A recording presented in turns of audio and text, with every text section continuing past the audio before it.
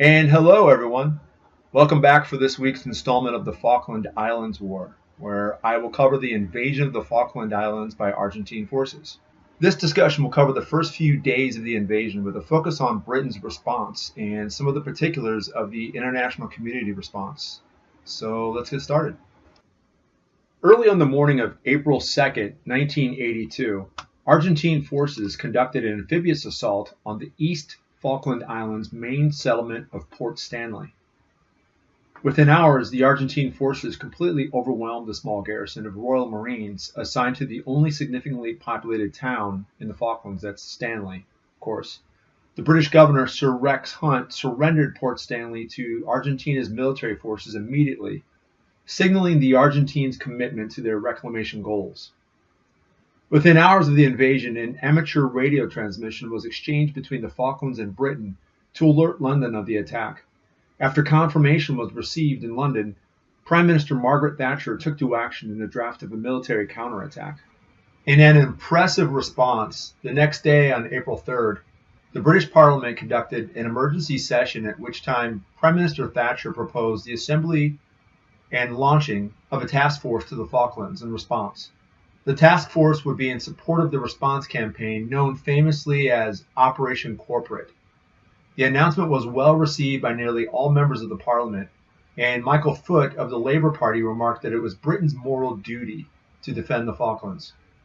All branches of Britain's military immediately synchronized their efforts and executed an impressive planning and mobilization effort that was unprecedented at the time. Then on April 5th, only 72 hours after the initial invasion of the Falklands, the British task force was launched from Portsmouth Harbour. The task force was robust. It consisted of Britain's two premier aircraft carriers, the HMS Hermes and the HMS Invincible, three nuclear submarines, the HMS Spartan and HMS Splendid, and MHS Conqueror, among several frigates. A group of destroyers and missile cruisers, which were already en route, were reassigned for mid-Atlantic maneuvers to join the task force.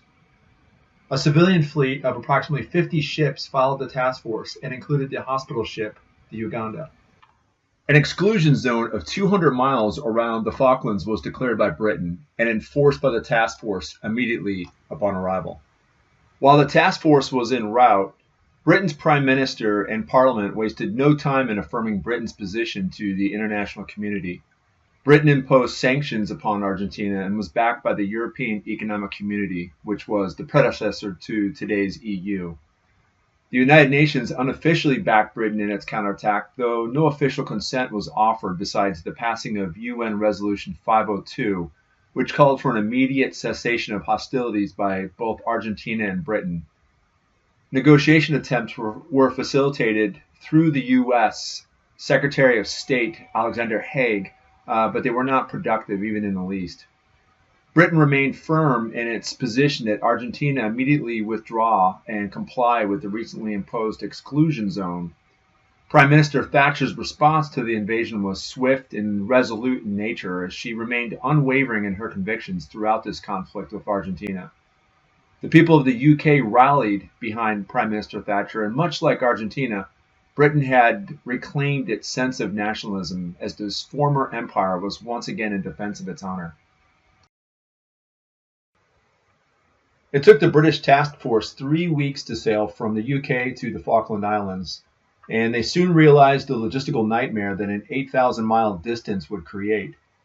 It's even difficult to scale the map on the screen here to represent this vast distance covered by the British task force. Here you can also see the task force staging point at Ascension Island, located at about the halfway point. The Argentine forces were challenged in a different way.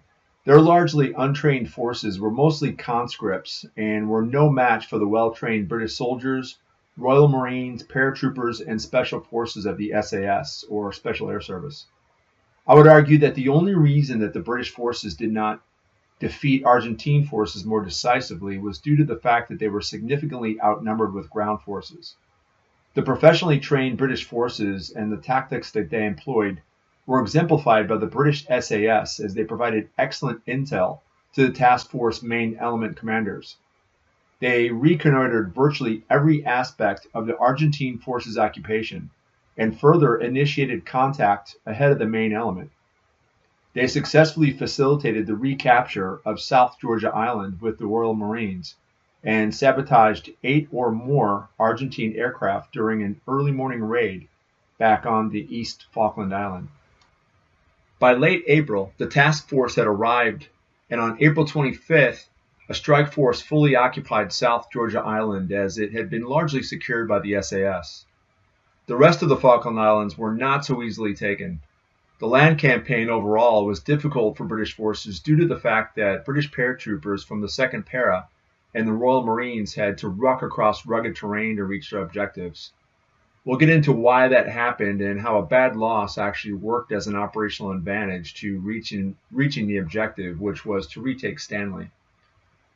Anyways, that concludes this overview of the invasion of the Falklands by Argentine forces.